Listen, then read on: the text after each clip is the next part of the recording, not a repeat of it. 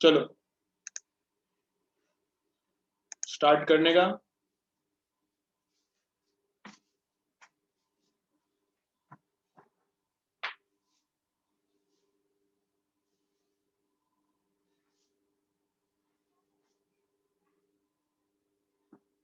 चलो चलो ये एक बार रिपीट करता हूं।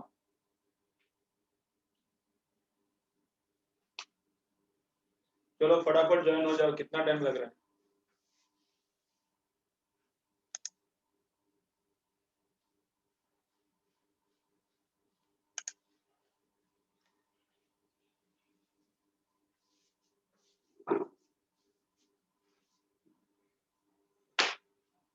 देखो क्या है, तो 60 डिविजन्स फुल है एंड 20 डिविजन्स देता है 10 वोल्ट्स पे। तो वोल्टेज 3 टाइम्स तो डिविजन्स भी 3 टाइम्स हो जाएगा, तो 30 वोल्ट पे फुल मारेगा। तो ये 30 वोल्ट पे फुल मारने वाला वोल्ट मीटर है। तो ये 30 वोल्ट पे, ये वोल्ट मीटर कैसा है, 30 वोल्ट पे फुल मारने वाला वोल्ट मीटर है। वोल्ट मीटर कैसा अटैच करना है, पैरेलल में इस तरह से अटैच करना है। अब वोल्ट मीटर को एमीटर में कन्वर्ट करना है, वोल्ट मीटर को एमीटर में कन्वर्ट करना है। तो volt meter as it is रखने का, एमीटर करना है तो पैरेलल में लगाओ, एमीटर बनाना है तो पैरेलल में लगाओ, लगाया। अब इसका रेंज 30 है, इसका रेंज कितना है, 30 वोल्ट है। तो 30 वोल्ट है, पोटेंशियल डिफरेंस इधर का तो इधर का भी रहेगा, पैरेलल है ना। समझो इधर रेजिस्टेंस है, इन दोनों पॉइंट्स के बीच में रेजिस्टेंस रहेगा, कुछ तो इक्विपमेंट रहेगा एंड उसका पोटेंशियल डिफरेंस मेजर करना है। तो अगर इधर का डेल्टा भी 30 है तो फुल मारता है, तो ये 30 है तो इसका डेल्टा भी 30 है। तो इधर करंट कितना जा रहा है, I is equal to V divided by R, V divided by R. तो इसमें से करंट जा रहा है 0.5 का, इसमें से करंट कितना जा रहा है 0.5 का। तो 0.5 करंट को ये फुल मारता है, मतलब काटा फुल जाता है, 0.5 को ये फुल जाता है। ठीक है, अब ये एमीटर बन गया है एंड न्यू जो एमीटर है, ये जो न्यू एमीटर है इसका रेंज कितना है, 10 है। तो 10 को ये फुल मारने वाला है। 10 एम्पियर अगर करंट पुट करेंगे, 10 एम्पियर करंट डालेंगे तो उसके लिए ये फुल मारने वाला है। तो इधर से तो 10 एम्पियर जाएगा, लेकिन पूरा का पूरा 10 मशीन के अंदर से जा सकता है क्या, नहीं, तो जल जाएगा मशीन। मशीन के अंदर कितना, इतना ही डालेंगे। इधर मशीन के अंदर कितना करंट घुस रहा है उतना ही इधर भी मशीन के अंदर डालना पड़ता है, नहीं तो जल जाएगा। तो मशीन में तो फॉस्फोर ब्रॉन्ज का थ्रेड वगैरह रहता है एमसीजी में, वो कट हो सकता है। तो इधर भी करंट 0.5, तो बचा हुआ 9.5 नीचे से, तो ऊपर का डेल्टा भी I इंटू आर, नीचे का डेल्टा भी I इंटू इसका आर, ऐसा किया तो आ गया आंसर। ठीक है, चलो तो इसका दो छोटा छोटा कंसेप्ट से देखेंगे, फिर आगे जाएंगे।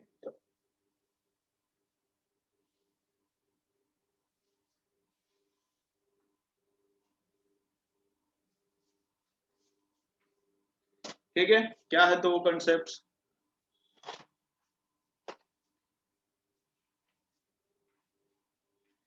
तो एक तो है सेंसिटिविटी, एक कंसेप्ट क्या है, सेंसिटिविटी ऑफ एमसीजी।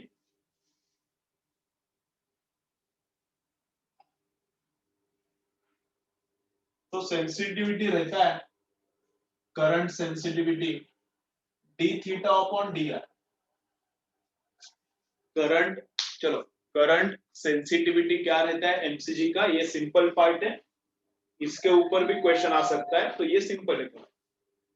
तो करंट थोड़ा चेंज किया मैंने, करंट थोड़ा चेंज किया तो डिफ्लेक्शन, नीडल का डिफ्लेक्शन, वोल्ट मीटर में से जाने वाला करंट थोड़ा चेंज किया तो डिफ्लेक्शन कितना चेंज होता है, बहुत चेंज होता है तो मोर सेंसिटिविटी, कम चेंज होता है तो लेस सेंसिटिव। करंट थोड़ा चेंज किया, डिफ्लेक्शन फटाक से चेंज हो गया, मोर सेंसिटिव। करंट उतना ही चेंज किया पहले जितना किया था, और डिफ्लेक्शन कुछ ज्यादा बदला ही नहीं, तो लेस सेंसिटिव। तो D theta upon D R रहता है सेंसिटिविटी। अपना फॉर्मूला क्या था, N A N I A B is equal to C theta, ये फॉर्मूला आया था ना अपना एमसीजी के लिए। फॉर्मूला क्या आया था, एम NIA मतलब M P साइन थीटा, लेकिन साइन थीटा आता नहीं, साइन थीटा 1 है। क्यों 1 है? क्योंकि मैग्नेटिक फील्ड क्या है, एमसीजी के अंदर जो भी बार मैग्नेट है वो मैग्नेटिक फील्ड कितना प्रोड्यूस करता है, रेडियल, देयरफॉर वो sin थीटा 1 होता है। तो इधर c थीटा है। दोनों तरफ मैंने डेरिवेटिव लिया, दोनों तरफ मैंने डेरिवेटिव लिया, तो क्या होता है, करंट चेंज होता है तो थीटा चेंज होता है, बाकी कोई चेंज नहीं होता, बाकी सब कांस्टेंट है। When I change current, theta changes, all other things are constant. तो derivative of current with respect to theta, तो NAB d theta upon sorry di upon d theta is equal to c। इसका derivative लिया with respect to theta, तो i का derivative di upon d theta आता है, theta का derivative तो 1 आता है, तो d थीटा उधर गया, रहने दो इधर ही, क्या फर्क पड़ता है। तो d थीटा अपॉन di, ये इधर गया, c इधर आया, d i upon d theta उधर गया, c इधर आया, तो कितना आता है, NAB अपॉन c। ये डेरिवेटिव आता है तुम लोगों को, डेरिवेटिव आता है तो ये समझ आएगा, नहीं समझा तो क्या टेंशन है, रट्टा मारो इसका। तो ये सेंसिटिविटी का फॉर्मूला है, ये सेंसिटिविटी का फॉर्मूला है। सेंसिटिव मतलब समझता है ना, दो बच्चे हैं ए एंड बी, इसको जितना मैंने इसको जितना मैंने गाली दिया, इसको भी उतना ही गाली दिया, तो ये रोने लगा और इसको कुछ फर्क नहीं पड़ा, ठीक है ना। इसको जितना मैंने इनपुट दिया इतना ही इनपुट इसको, जितना गाली इसको दिया उतना ही गाली इसको भी दिया, स्कोल्ड किया, दोनों को भी स्कोल्ड किया, ए एंड बी को। तो ये पहला वाला रोने लगा, दूसरे वाले को चलना क्या है, क्या बोल रहा है चलना, इसको कुछ फर्क नहीं पड़ा। तो this is more sensitive, this is less sensitive.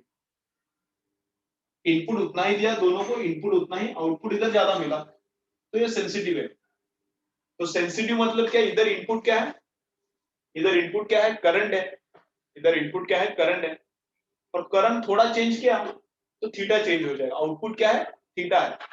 Theta बहुत चेंज होता है तो मोर सेंसिटिव, थीटा कुछ चेंज नहीं होता तो लेस सेंसिटिव। तो सेंसिटिविटी इससे पता चलता है। And number of turns of coil, coil का जो टर्न्स है, ए एरिया ऑफ कॉइल, बी क्या है, मैग्नेटिक फील्ड, अंदर जो हॉर्स शू टाइप मैग्नेट ना, सिलेंड्रिकली कट मैग्नेट, उसने कितना मैग्नेटिक फील्ड प्रोड्यूस करा। और सी क्या है, फॉस्फोर ब्रॉन्ज का, सी क्या है, फॉस्फोर ब्रॉन्ज का ट्विस्ट कांस्टेंट है। कभी कभी सेंसिटिविटी पूछते हैं, मोर सेंसिटिव है तो क्या रहता है, मोर सेंसिटिव है तो क्या रहता है, स्मॉल स्मॉल करंट भी हम लोग मेजर कर सकते हैं। मोर सेंसिटिव है तो स्मॉल स्मॉल करंट भी हम लोग मेजर कर सकते हैं।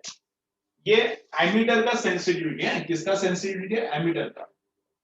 अब वोल्ट मीटर का सेंसिटिविटी क्या है, वोल्ट मीटर का सेंसिटिविटी एसवी लिखते हैं, इसका एसआई लिखते हैं, तो वो रहता है D theta upon D, change in voltage कितना किया, एंड डिफ्लेक्शन में चेंज कितना हुआ, चेंज इन वोल्टेज कितना किया एंड डिफ्लेक्शन में चेंज कितना हुआ।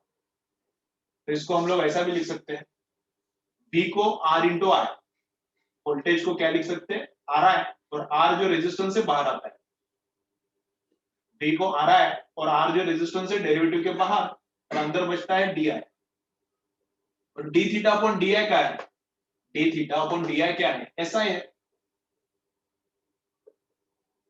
तो इसका मतलब क्या, करंट सेंसिटिविटी अपॉन वो जो मशीन है, वोल्ट मीटर है, वोल्ट मीटर का ही निकालेंगे ना वोल्टेज सेंसिटिविटी, तो उसका करंट सेंसिटिविटी अपॉन उसका उसी मशीन का जो भी रेजिस्टेंस है उससे डिवाइड करो। समझो एक वोल्ट मीटर है, वोल्ट मीटर है, उसका रेजिस्टेंस 20 है, तो 20 से ही डिवाइड करने का, उसका करंट सेंसिटिविटी दिया है तो उसको उसका जो रेजिस्टेंस है उससे ही डिवाइड करने का, तो वोल्टेज सेंसिटिविटी मिल जाएगा।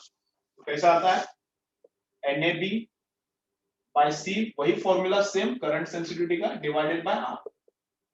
तो मशीन दिया है, वोल्ट मीटर है, वोल्ट मीटर है, उसका सेंसिटिविटी निकालना है, तो कैसे, number of turns, area of coil, magnetic field जो प्रोड्यूस किया अंदर के मैग्नेट्स ने, ट्विस्ट कांस्टेंट और रेजिस्टेंस, वो जो पूरा मशीन है उसका रेजिस्टेंस कितना है, ये आता है वोल्टेज सेंसिटिविटी। पूछते हैं कभी कभी, रेयरली आता है क्वेश्चन इस पर, एंड फाइनल है accuracy of MCQ. Final part है थ्योरी का एक्यूरेसी ऑफ एमसीक्यू।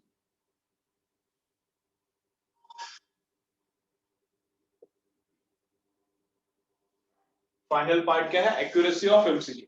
तो क्या किया मैंने इधर देखो, ये डी थीटा उधर लिया, एक्यूरेसी ऑफ एमसीक्यू, ये डी थीटा इधर था उधर लिया।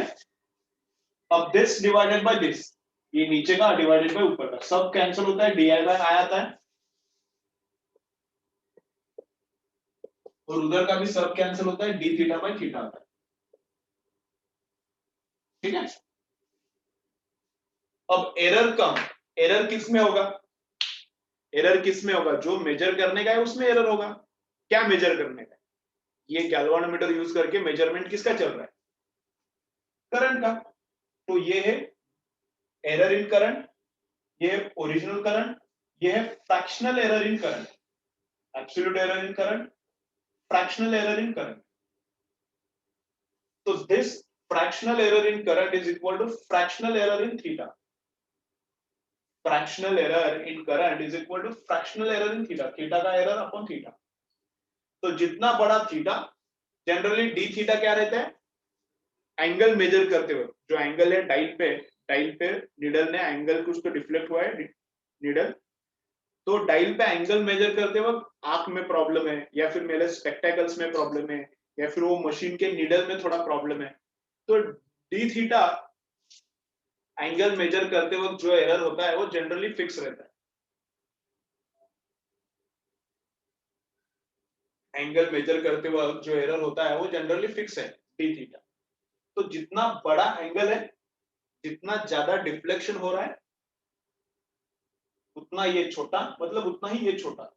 तो बड़ा थीटा है, अगर बड़ा थीटा है तो मोर एक्यूरेट है, बड़ा थीटा है तो मोर एक्यूरेट है। समझा मैं क्या बोल रहा हूं?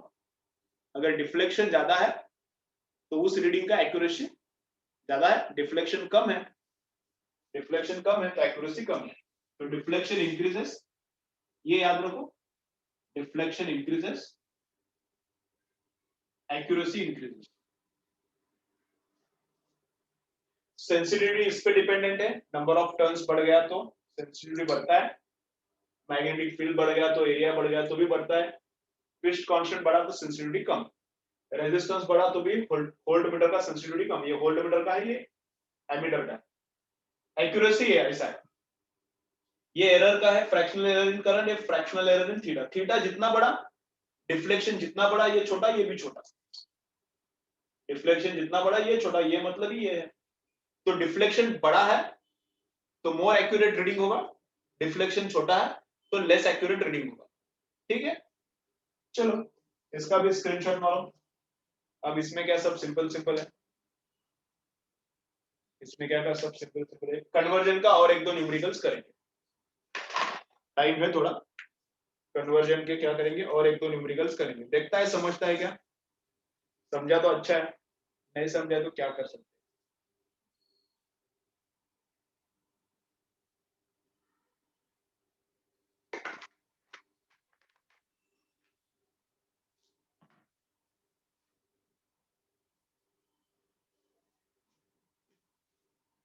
चलो जाएंगे आगे, हो गया क्या?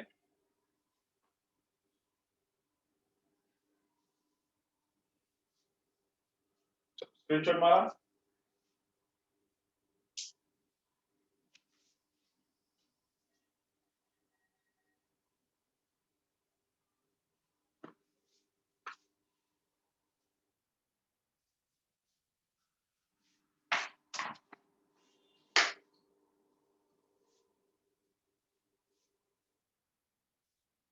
क्या हो रहा है, लाइट गया क्या?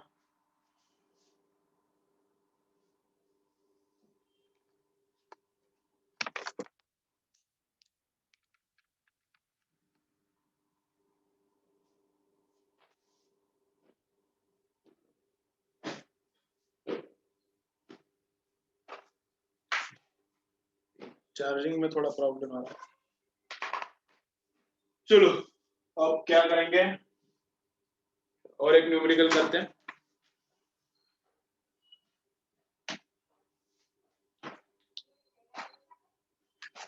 resistance of 1 ampere ammeter is 0.018. Resistance of 1 ampere ammeter is 0.018 ओम। ये क्या बोल रहा है? एररलेस का ये एम्स 2007 का है, एम्स 2007। अगर एक क्वेश्चन आ गया तो एम्स को सिलेक्ट है। Resistance of 1 ampere ammeter is 0.018 ohm. To convert it into 10 ampere ammeter, अब इसको क्या करना है? एमीटर में ही कन्वर्ट करना है, लेकिन 10 एम्पियर का है तो शंट कितना लगेगा पूछ, पैरेलल में कितना रेजिस्टेंस लगेगा। चलो देखो, अब इसी टाइप का सेकेंड न्यूमेरिकल चल रहा है तो अब अंडरस्टैंडिंग बढ़ना चाहिए। अब क्या होना चाहिए? अंडरस्टैंडिंग बढ़ना चाहिए। देखो कैसा है, तो पहले एमीटर था, बाद में भी एमीटर, इनिशियल एमीटर है, बाद में भी एमीटर। तो पहले एमीटर था, ठीक है, पहले एमीटर है तो कुछ टेंशन नहीं, जैसा है वैसा ड्रॉ करो। लेकिन होल्ट, पहले अगर होल्ट मीटर है तो ऐसा करके पैरेलल में ड्रॉ करो। होल्ट मीटर है पहले तो ऐसा करके पैरेलल में ड्रॉ करो, एमीटर है तो ऐसा ही ड्रॉ करो। अब it is getting converted, we have to convert it into an ammeter. पहले जो है ठीक है, अभी उसका देख लिया, this has to be converted into ammeter, तो एमीटर ही बन रहा है। तो conversion into ammeter, then parallel में रेजिस्टेंस। कन्वर्जन इनटू एमीटर है तो we have to connect resistance into parallel, तो ये एमीटर ही है। बाद में भी तो पैरेलल में रेजिस्टेंस डाल देगा, उसको शंट बोलते हैं। हो गया, डायग्राम हो गया। Diagram clear? अब बोलता क्या है? 1 एम्पियर करंट जाता है इसमें से, मतलब क्या है, 1 एम्पियर मेजर कर सकता है, इसका रेंज है 1 एम्पियर। 1 एम्पियर वाला एमीटर, मतलब this ammeter can measure 1 ampere current maximum, उससे कम कर सकता है, उससे ज्यादा नहीं। तो रेंज इसका है, ठीक है। अब इसका रेजिस्टेंस भी दिया है, छोटा है, छोटा ही रहता है एमीटर का रेजिस्टेंस।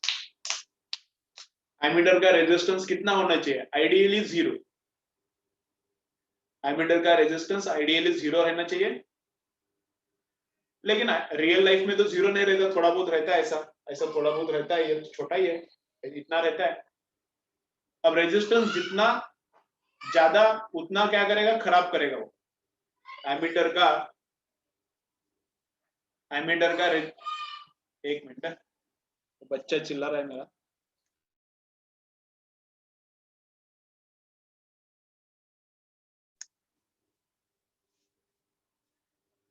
चलो, तो क्या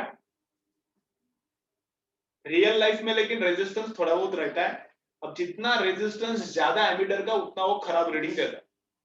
रेजिस्टेंस का जितना रीडिंग ज्यादा, एमीटर का रेजिस्टेंस जितना ज्यादा, उतना वो खराब रीडिंग देता है, ठीक है। चलो,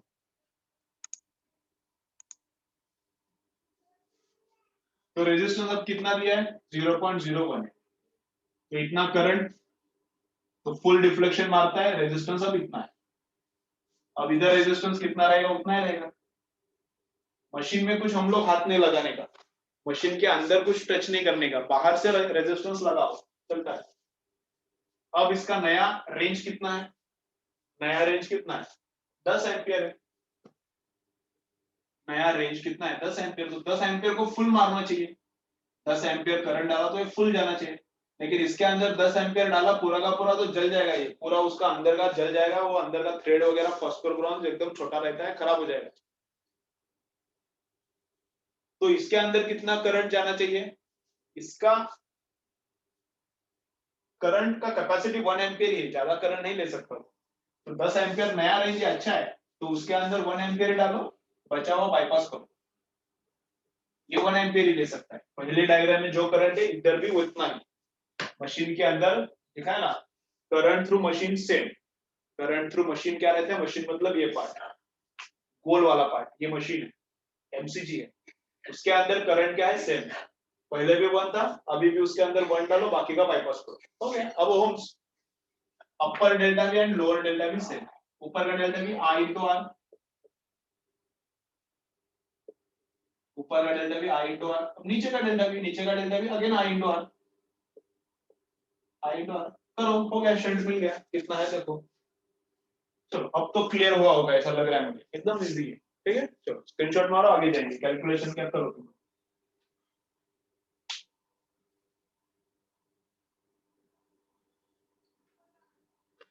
अगर इसका फॉर्मूला ही चाहिए तुम लोगों को तो ऐसा याद रख सकते हो।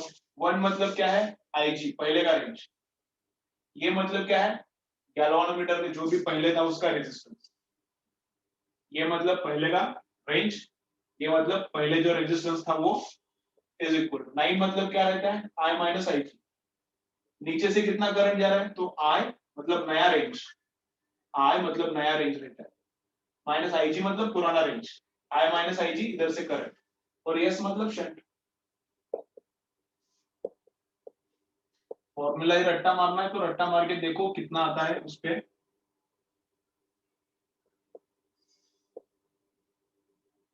ये न्यू रेंज है, ये ओल्ड रेंज है, ये न्यू रेंज है, तो ये ऐसा फॉर्मूला आता है।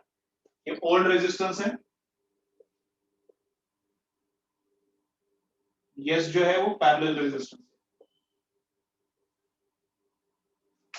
चलो स्क्रीनशॉट मार के ले लो इसका फॉर्मूला, अगर अच्छा लगता है तो याद रखो, मुझे नहीं लगता कुछ काम का है वो,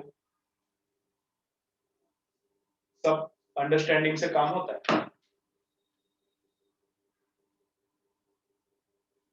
चलो नेक्स्ट करने का क्या, बस हो गया, चलो 10-18 हो गया, बस हो गया लग रहा है, क्या और एक करेंगे, ऐसा करेंगे, चलो क्या बस हो गया, चलो बस हो गया आज के लिए, बस कल क्या करेंगे, मैग्नेटिज्म स्टार्ट करेंगे।